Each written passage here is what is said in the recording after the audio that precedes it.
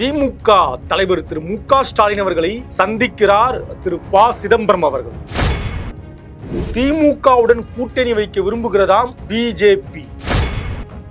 திரு விஜய் அவர்களால் சோனியா, ராகுல் இருவருக்கும் இடையே சண்டையே ஏற்பட்டிருக்கிறதாம். குடும்ப சண்டையாக மாறி இருக்கிறதாம். உண்மை என்ன பார்க்கலாம் இந்த காணொளியில். Periyar Maniamai Institute of Science and Technology, Tanjavur. ECE with specialization in AI and ML, IoT, robotics and industrial automation. ஆச்சி மசாலா. எந்த சமையலும் ருசி தேடும் ரகசியம் ₹20. உலக தமிழர்களுக்கு வணக்கம்.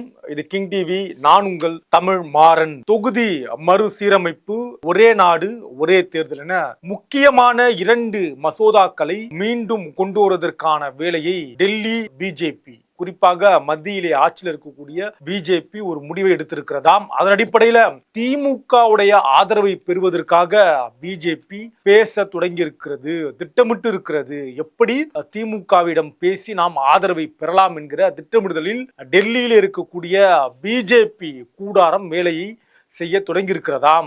ஆனால் இதுலதான் ஒரு ட்விஸ்ட் இருக்கு. என்னன்னா, இப்படி திமுகவோடு பாஜக நெருங்கி வருவதை காங்கிரஸ் கட்சியினுடைய தலைமை விரும்பவில்லையாம். குறிப்பாக இன்றைக்கு இருக்கக்கூடிய திரு மல்லிகார்ஜுனா கார்கே ஆனாலும் சரி, குறிப்பாக அம்மையார் சோனியா காந்தி, பிரியங்கா காந்தி என இருவரும் இதை விரும்பவில்லை. அதாவது திமுகவுடைய ஆதரவு பிஜேபிக்கு கிடைப்பதை இருவரும் விரும்பவில்லை. ஏனென்றால் திமுகவுக்கு தான் எம்பிக்கள் இன்றைக்கு இருக்காங்க நாடாளுமன்றத்தில். அதை கருத்தில் கொண்டு அவர்கள் விரும்பவில்லையாம். இதுவே தற்போது ஒரு குடும்ப பிரச்சனையாக மாறி இருக்கிறது.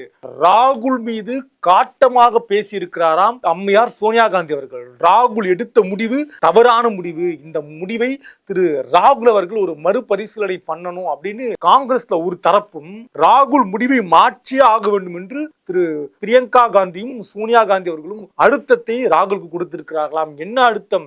இன்று வந்த திரு விஜயை நம்பி ஆதரவு கொடுப்பதை விட நம்மோடு தொடர்ந்து பயணித்தவர்கள், இக்கட்டான காலகட்டத்தில் நம்மோடு பயணித்த திமுகவை நாம் விட்டுவிடுவது என்பது உள்ளபடியே நமக்கு அது ஆபத்து தான். இன்றைக்கு தாவேகாவோடு கூட்டணி சரியாக இருக்கலாம். ஆனால் தேசிய அளவில் அரசியல் செய்வதற்கு, தமிழ்நாட்டு அளவில் அரசியல் செய்வதற்கு தாவேகா, காங்கிரஸ் என்று நீ முடிவெடுத்திருக்கலாம். ஆனால் தேசிய அளவில் காங்கிரஸ் வளரணும் இல்லையா? அதற்கு நமக்கு திமுக தேவை என்று காட்டமாக கிட்டத்தட்ட ஒரு பெரிய சண்டையே நடந்திருக்கு.